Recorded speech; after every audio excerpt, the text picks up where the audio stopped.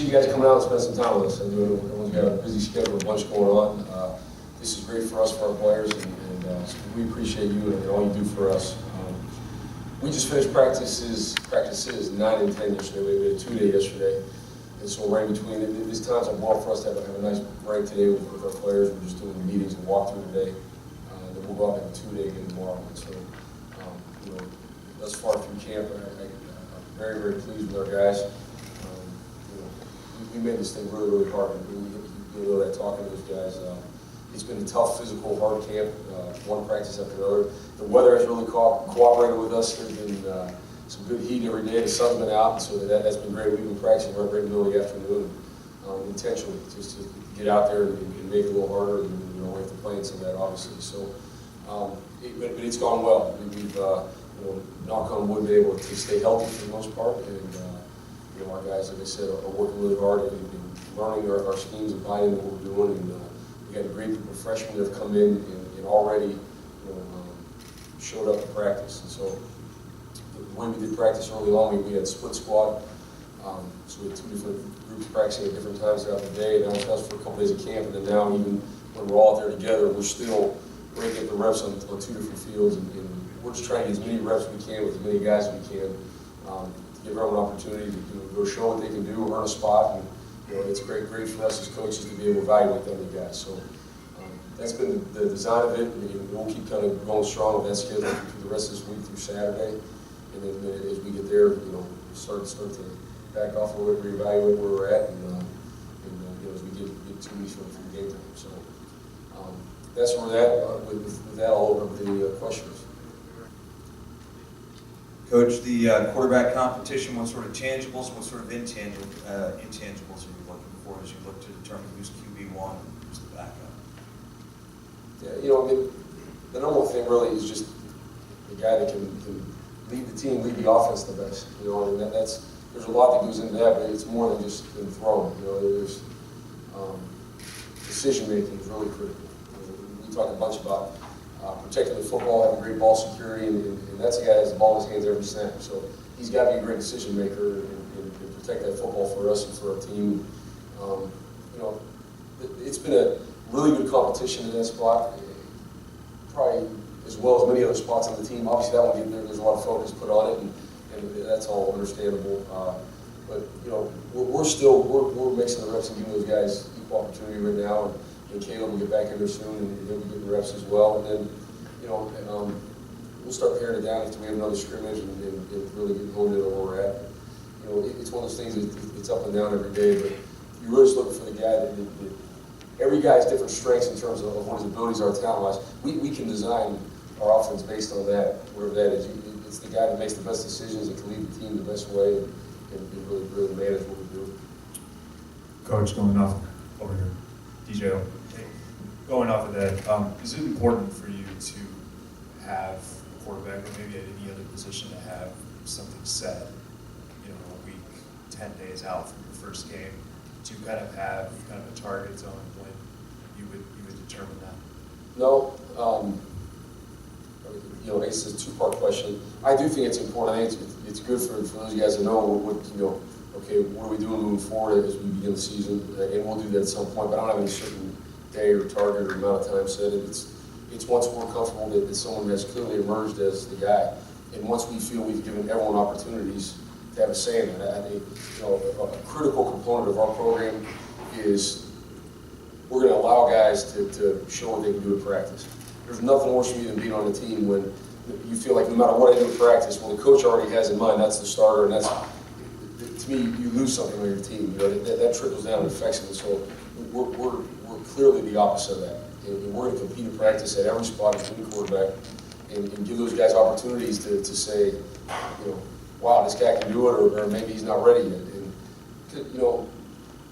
as good as we are and experienced coaches and all that other stuff, sometimes guys surprise us too. But they can't do that unless you give them the opportunity. And so we're going to keep doing that with our guys, and I guess there's some young guys in that mix too. But at some point we'll say, okay, here's what we're doing, and it's not forever. It's not a decision that's made for forever. It's okay. Here's what we're doing going into the season. This is how we're going to be, because just like any other spot, guys have to go perform. That's the world we live in. it's week to week. How do you perform? What do you do? And so that's how we'll handle everything. Coach, not to belabor the point with the quarterback right back here. You're obviously new coming in this year. Caleb and Perry were here last year. Is it kind of there's a clean slate with you, where this is the first time you're in charge of them, or how does anything that they've done previously factor into your decision this year? Absolutely clean slate. I mean, it's totally different how they're being coached right now. It's totally different the scheme that they're in. It's just a whole different mindset. And so, like everyone else in the room, again, I know I keep saying, but I really mean that. Like those guys, if you've been in our practice, when we coach our quarterbacks hard, it's not like we're yelling at the lineman to get up on line and knock a guy off the ball, but treat the quarterback, with kid gloves. It's not what we're doing. Like it is, we coach them hard, we treat them like everyone else. And so, yeah, they all clean slate. I mean, we're not going to judge them or basing opinions on what they've done in the past. All I care about is what they've done since our staff has been here. And like I said, those guys, they've embraced that. I mean, there's the obvious thing of, we did a poor job of taking care of the ball last season. We definitely make reference to that and talk about that and how that's got to get corrected. But in terms of making decisions on who's playing and not, based on that, no, not at all. Coach, you mentioned all the freshmen having been impressed. Who are some surprises so far, be it freshmen or some of the newcomer transfers that have caught your eye in camp? Yeah, it's really positive. I can go through a long list of names. I'll say first, the DeMatha guys are all big time. All four of those guys came in really, we thought we were getting, and they've done extremely well throughout camp. Those guys will all be guys who contribute and help us to play. And they have very bright futures here. And but you go through it.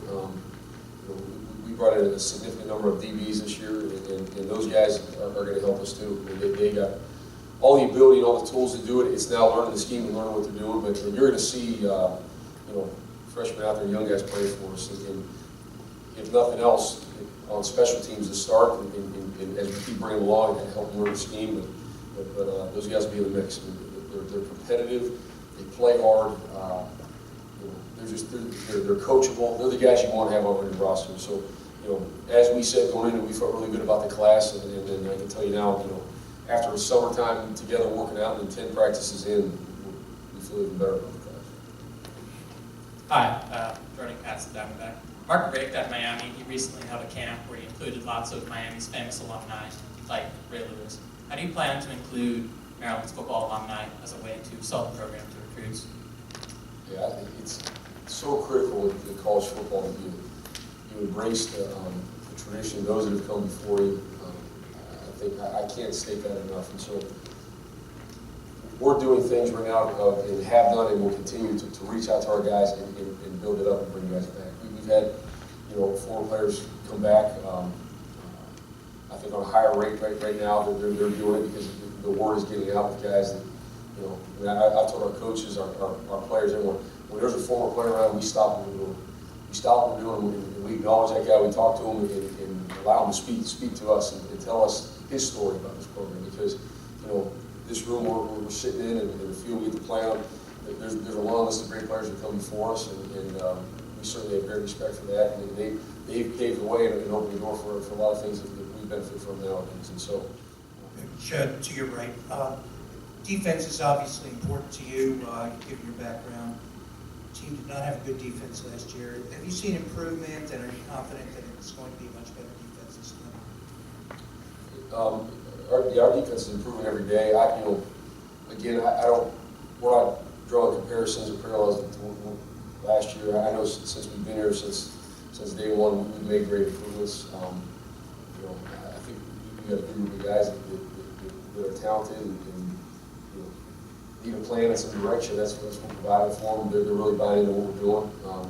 They made a good scrimmage yesterday. I thought the defense played pretty well.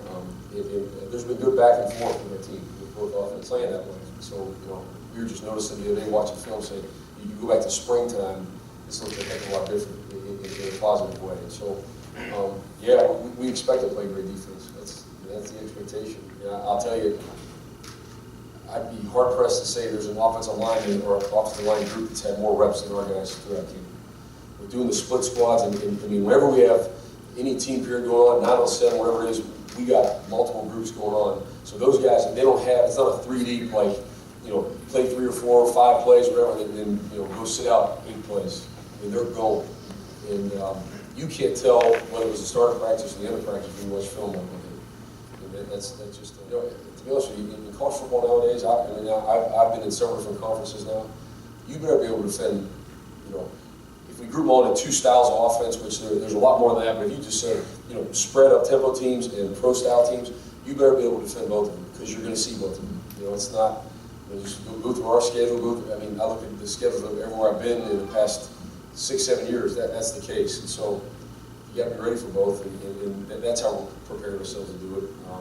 I think being an up-tempo team, we've probably seen this throughout the country. Some teams are up-tempo no matter what, and their defense kind of gets sacrificed because that's not our style of what we do. We're going to be able to mix up our tempos and how we do things, and definitely take the approach of a team approach to go in a game. There's 3 phases that go into that, and game to game might be a little different plan on what we feel we have to do to go win it, but we're certainly going to all be on the same page of what it's going to take to go win a game and to have a plan. I can't say enough. Our guys they're great to coach, and we're demanding every way. And sometimes instances just doing it. I'm trying to create adversity. I'm trying to make it difficult on them for no other reason than just to be difficult and to see how we're going to respond. Because you're going to go through those times in the season, and our guys have really responded well. You get in that position. There's something about being a position coach when it's just you and your guys in that room. There's that sense of unity and togetherness that it's hard to create anywhere else. And when you do that the right way, which Mike does, that's a relationship really like second to father-son relationship. In terms of that's your group of guys, you got their back, they got yours, and it's like we're going to do this together. And Mike does such a phenomenal job of that. What makes Mike tick? That's probably a question for him to answer, but I just know that he's about all the right things. They're not a finer human being here to be around. And so Mike is definitely about having a positive effect on these young men in this program. And that's a huge reason why I work so hard to bring Mike here with us, because that's what we're all about at the end of the day. That's what all this program is about. Since you've been in these big conferences, obviously the Big Ten is kind of a no-excuse conference. Is the message to the team from a competitive standpoint the same from day one as it will be next year or the year after? Or do they get a honeymoon period? Is there some slack? Some slack? There's no slack. The great part about our game is the amount of attention and media coverage we receive. There's a lot of benefits that come with it. There's a lot of great things that we're able to give back to our players and put into our programs because of that. But you got to look at this 2 different ways. The way that the game is viewed, or how things are viewed by the media and fans, and then within the walls of this building, the way things are viewed. We don't look at things that way at all. It's really about our preparation, getting the best we can be, figuring out a way to get a room full of guys that are from so many different backgrounds and upbringings to come together and want to be part of something bigger than themselves, and learn how to be accountable to the guy next to them, and make decisions with the team type of attitude, which is totally against our society right now. So that's what we're working on, and to me that all will equate to wins. So we don't put any sort of, I don't know, what the number is, or this is good, or let's get to this many wins. I don't know. We're trying to just go day by day, get better, improve, come together as a team. The freshman for a second, Antoine Brooks had a gruesome injury last year.